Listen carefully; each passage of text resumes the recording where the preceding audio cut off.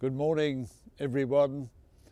Was there a more exciting Bible story for us as we grew up than the story of Shadrach, Meshach, and Abednego, or Abednego? People pronounce that name in different ways. And the fiery furnace. Yeah, you remember that great story. You'll find it in the book of Daniel. It's part of that remarkable story about Daniel and those young guys who were hauled away by King Nebuchadnezzar when Jerusalem was destroyed and the temple was flattened in 597 BC. And for the rest of their lives, Daniel and Shadrach, Meshach, and Abednego lived out their lives in Babylon. But they never were overwhelmed by self-pity. They, as we say in golf, played the ball as it lied. This was the situation that they were in, and they were not going to play the victim mentality. They weren't going to give way to self-pity. They took their lives forward in spite of everything. And they were successful. They were really, really successful. But as you know, and it happens in Africa particularly, success breeds jealousy. And that was very much the case. Some of the local officials watched these brilliant young guys rising in the ranks, head and shoulders above the rest, and they resented these aliens and strangers. I guess there was plenty of xenophobia even in those days back in Babylon. So they kind of created a situation whereby they might be able to destroy these young Jewish guys. So King Nebuchadnezzar has this scatterbrain idea that he's going to build a statue of himself. And it was over 27 meters high and over 3 meters wide.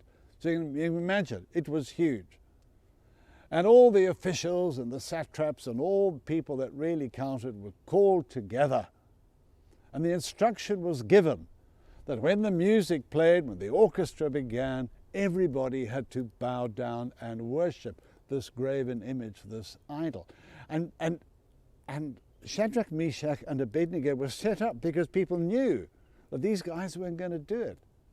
And the consequence of refusing to bow down was that you were going to be thrown into the fiery furnace.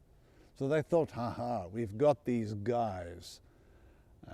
So the music starts and everybody bows down to the stupid idol in reverence, in deference to King Nebuchadnezzar. And I've always had this wonderful picture, everybody flat on their face.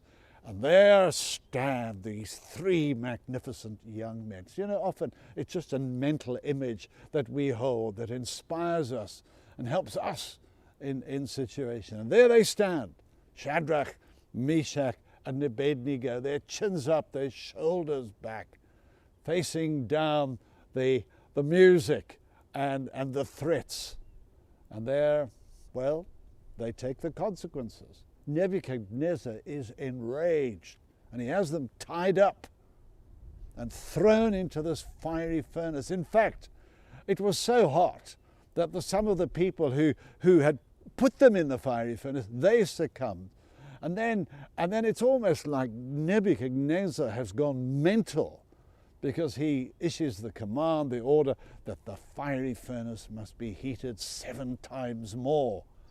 So the chances of survival for Shadrach, Meshach, and Abednego were just nil, 0.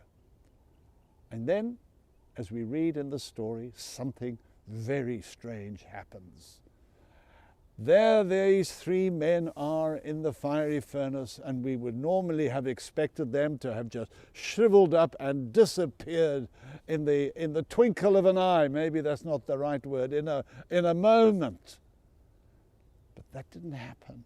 In fact, as the men look into the fiery furnace to see what's happening, they see not only Shadrach, Meshach, and Abednego standing tall, they see a 4th figure. And they look closer. Nebuchadnezzar comes and has a look and he says, "What is this?" And eventually the guys are called out, like they are survivors of note. And out walks Shadrach, Meshach, and Abednego, but no fourth figure. And these men are examined, and their skin is perfect, nothing burnt. And then these men share their testimony of God had helped them in the midst of that awful, awful crisis. So that is the story. And I remember as a laity, as a kid, being so inspired by it. And it's not just a Bible story, believe me. And I'm a great admirer of the great English, Irish explorer Ernest Shackleton. And to read that story and the hardship that he and his men went through in the years 1914 to 1916, stranded down in the Antarctic.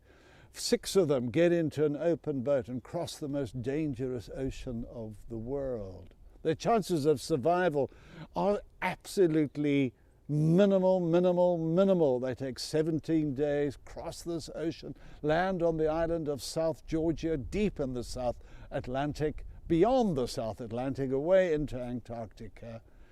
And they're washed ashore there, and then they have to get over South Georgia, the glaciers and the mountains. It was a superhuman task, and only 6 of them were there. The people had been left, the others had been left on a remote island in the Antarctic. And Shackleton and Crean and Worsley make it. How they made it, nobody really to this day knows, but they made it. And afterwards, Shackleton wrote a book called South. And he said, there were not just 3 of us walking over those mountains way back in those days.